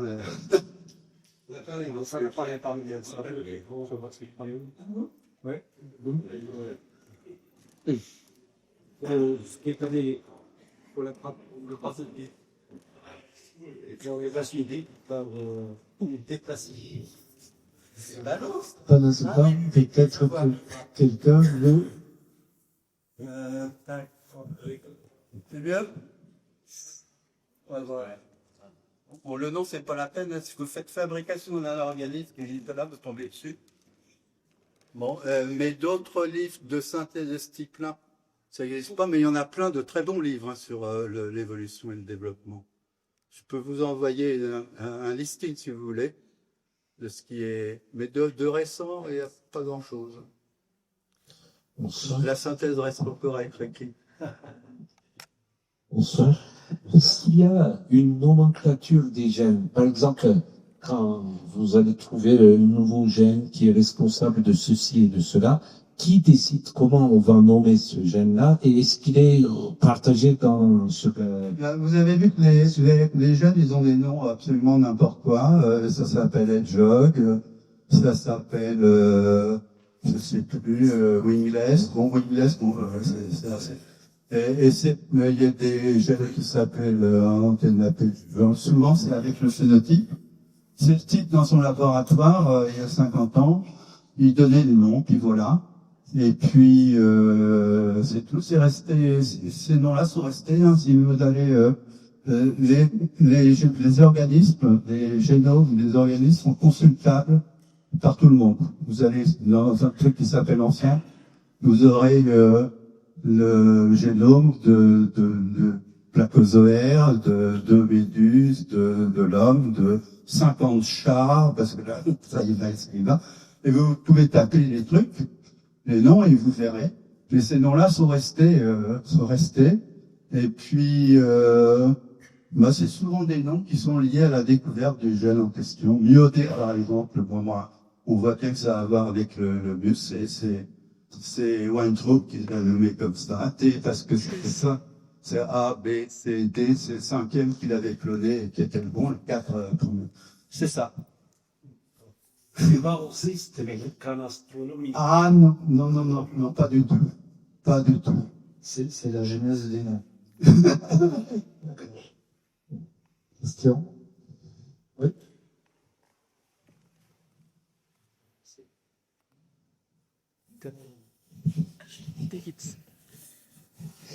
Oui, vous avez parlé au début d'êtres qui sont multicellulaires, mais qui n'ont pas d'organes. Ouais. Comment ça se passe dans ces cas-là? Parce que, par exemple, on le dit pour les algues, notamment, je crois qu'il n'y a pas de différence. Les algues, c'est pas des animaux, mais... Oui, enfin, d'accord. Oui. Mais comment ça s'organise dans ces cas-là? Comment est-ce qu'on arrive à voir? Parce qu'il y a bien quand même dans un être comme ça, il y a bien une partie différente, il y a une peau, il y a quelque chose à l'intérieur. Comment ça peut s'organiser s'il n'y a pas... Par exemple, Trichoplast, c'est celui que je vous ai présenté, c'est un des animaux les plus simples. Il a une couche de cellules différenciées dorsales. Les cellules se tiennent entre elles. Ça veut dire qu'il y a des molécules qui collent les cellules les unes aux autres. Donc c'est un multicellulaire. La multicellularité, elle a été inventée plein de fois pour de l'évolution, pour les plantes, pour les animaux 50 fois. Les choanoflagellés, ils s'agrègent un peu entre eux. Ça leur donne une cohésion, ça donne un tissu. Ils se mettent à sécréter un truc qui les protège. Et puis le placozoaire, c'est l'un des plus simples. Donc probablement, il fait pas beaucoup plus que la gastrulation de l'amphioxus que je vous ai montré. C'est une sphère, elle se met dedans. Les cellules ventrales vont acquérir des propriétés qui permettent de bouffer les diatomées, les machins comme ça. Les dorsales, elles vont être un peu pigmentées pour les protéger des UV et tout ça. Et ça tient par les molécules d'adhésion qui ont été, qu'on trouve chez les protistes. Hein. Tout ce qui ça adhère entre eux, ça a des molécules d'adhésion, c'est souvent les mêmes d'ailleurs. Ces propriétés qui se développent entre les cellules internes et les externes. Et celles-là, c'est dommage, j'ai plus le truc. Celles-là, elles font pas l'activation à distance et ces trucs-là, elles ont pas évolué. Elles ont été jusqu'à un stade qui est quand même pas mal, hein, parce que le vrai mystère, l'incroyable, c'est la cellule unique d'où tous les animaux sont dérivés, parce que et contient presque en potentialité, contient toute la formation pour faire tout ce que je vous ai dit. Et d'ailleurs, ce qui est extraordinaire avec le séquençage, bien sûr, ça a été séquencé, ces protistes qui sont à la base des animaux. On retrouve les molécules, par exemple, la voie de signalisation wingless, wind, tout ça, et elle est déjà là, mais elle sert à autre chose. Elle sert pour l'unicellulaire à capter des signaux de l'extérieur qui lui font qu'elle va bouffer une bactérie ou des choses comme ça. La voie de signalisation, elle est là, mais c'est pas des signaux qui reçoivent d'autres cellules, c'est des signaux de l'extérieur. Et ça a évolué, ces voies-là, les 7 importants, ça a évolué vers des voies de signalisation qui reconnaissent des signaux d'autres cellules. Et ça fait toute la différence. Et avec l'activation distale, ça fait toute la différence pour créer toutes les formes que vous voulez, qu'on voit actuellement et qu'on a vu dans le passé depuis l'explosion cambrienne il y a 500 millions d'années. Ça a explosé dans tous les sens. Mais juste sur ce lignage-là, le lignage gagnant, il y a un lignage gagnant et puis il y a des autres qui font jamais pas grand-chose de plus que ce qu'elles faisaient au début. Mais avec une cellule eucaryote invraisemblable, invraisemblable de... C'est pour ça que on dit souvent il y a de la vie, il y en a partout dans l'univers. Ça, franchement, les physiciens ils disent ça. Les physiciens disent ça. Ils disent bon, il y a 100 milliards d'étoiles dans notre galaxie, il y a 100 milliards de galaxies. Voilà, de la vie, il y en a partout, partout. Il me semble qu'il faudrait être un tout petit plus précautionneux parce que c'est des histoires de probabilité. La probabilité de CTCF, la probabilité de tout ça, et les probabilités composées, on atteint vite 10 puissance 500. Vous avez vu avec les états d'activité de notre génome. Donc, François Jacob, qui pourtant avait une vision extraordinaire de tout, quand on lui demandait, il y a de la vie partout, il dit, c'est selon votre humeur du jeu. Il savait pas répondre à la question. Et quand il savait pas répondre à la question, il disait, c'est à votre goût personnel, mais franchement, pas si simple que ça.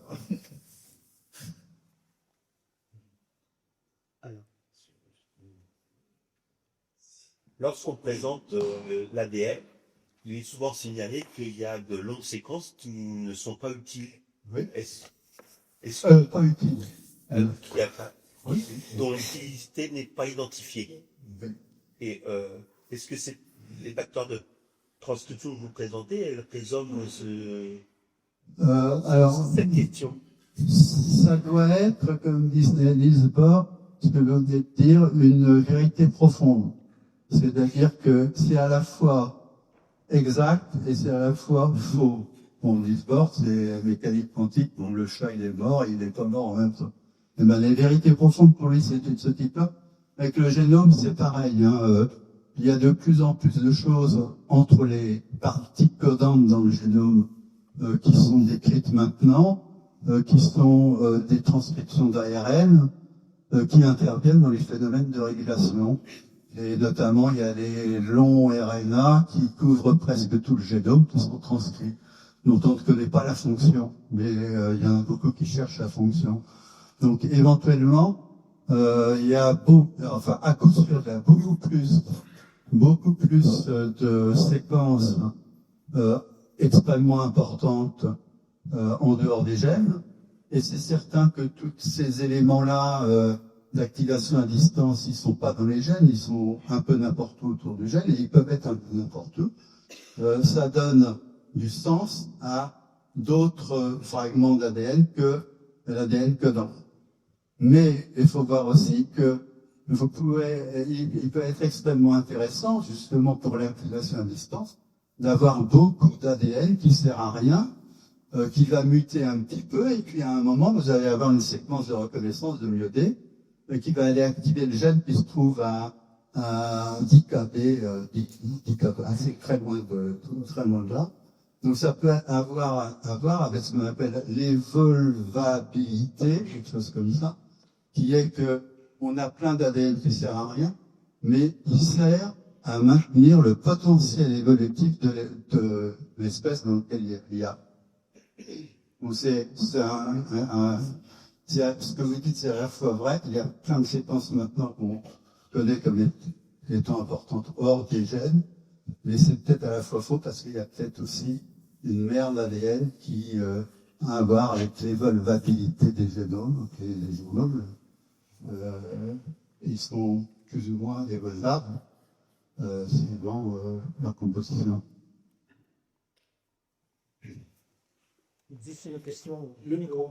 Une question un peu parallèle. votre conférence, en fait, je ne sais pas ce que c'est ça, nous amène à contredire toute croyance religieuse. Est-ce que la vie est le fruit du pur hasard ou d'une organisation supérieure que nous sommes en train de décrypter?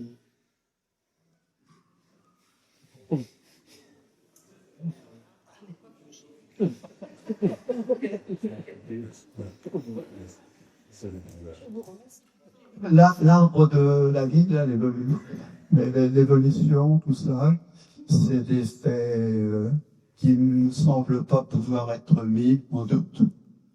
Donc le fait que les êtres évoluent est absolument... bon, je ne peux pas me remettre en doute un truc pareil, là, il n'y a que des preuves pour. Ça demande quoi? Ça demande... quand on regarde un processus évolutif, ça ne demande que du hasard. C'est-à-dire, il y a des gènes qui se dupliquent. Les gènes qui se dupliquent, voilà, ils se dupliquent par hasard, parce que une fois, ça vous file un cancer. Alors, c'est pas marrant. Une fois, ça vous donne un gène qui va pas être utilisé pour ce qu'il devait et qui va évoluer et vous donner une nouvelle fonction. On voit. Ah oui, les trisomiques, c'est des duplications partielles, c'est fort ennuyeux, mais c'est peut-être l'avenir de l'humanité. Parce qu'ils ont plein de gènes en plus qui peuvent peut-être évoluer. Bon, je ne sais pas si ça se produira, mais en tout cas dans l'évolution, il y a plein de trucs comme ça. Chez les vertébrés, il y a eu 2 duplications massives du génome. Et ça encore, c'est du hasard, quoi. C'est du hasard. Alors bon, est-ce que... Dieu, il existe sans doute, mais il ne s'occupe pas de ces détails.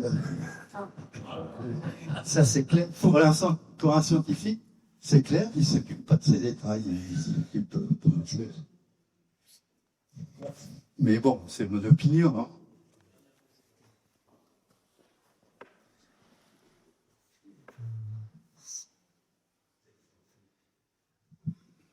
Alors, est-ce que ces principes d'évolution, qu'on vient de voir pour les animaux, est-ce qu'on les retrouve un peu comparables chez les plantes, les végétaux?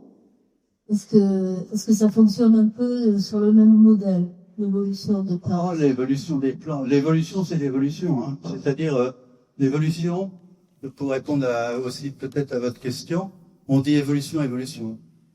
L'évolution, c'est rien du tout. Ça n'existe pas, l'évolution. Hein. Les évolutionnistes, ils travaillent sur un mirage.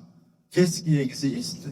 C'est que il y a des individus qui ont plus de descendants que les autres. Point final.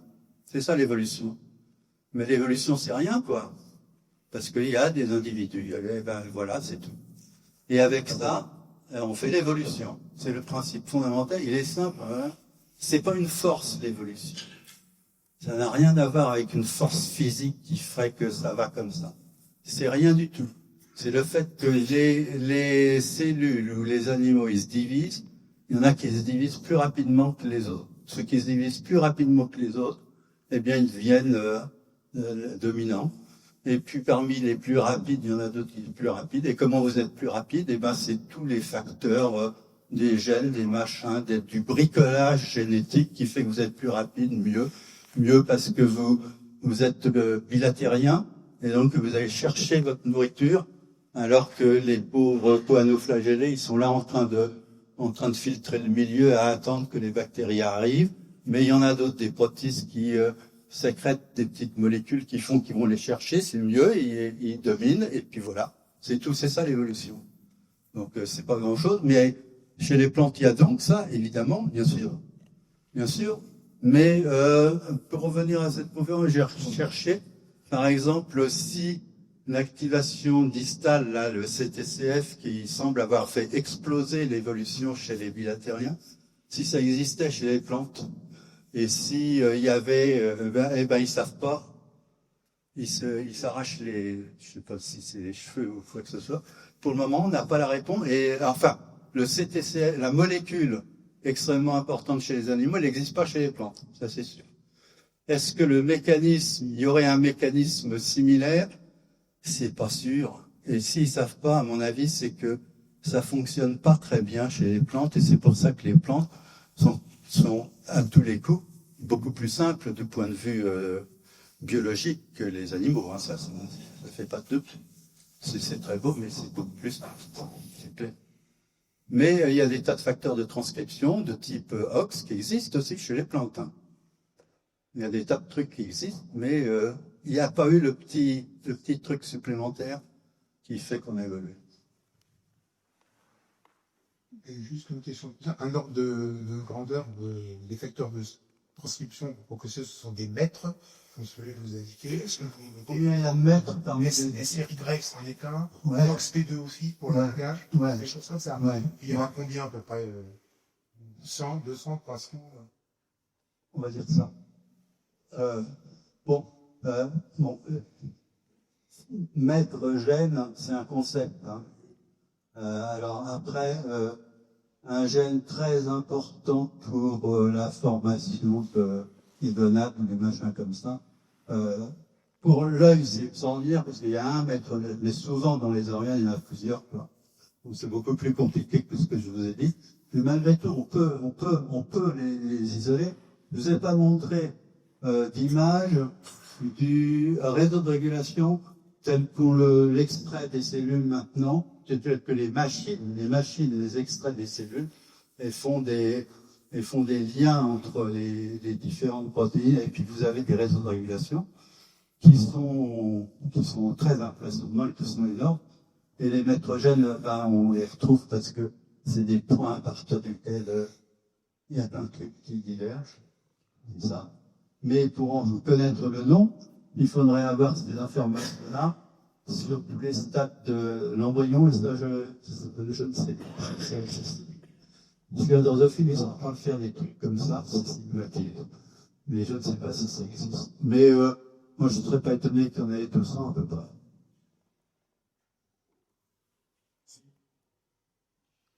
Est-ce que vous avez encore une question? Ah, si. J'aurais une question que je voudrais. C'est la dernière. Hein. Et enregistre le micro.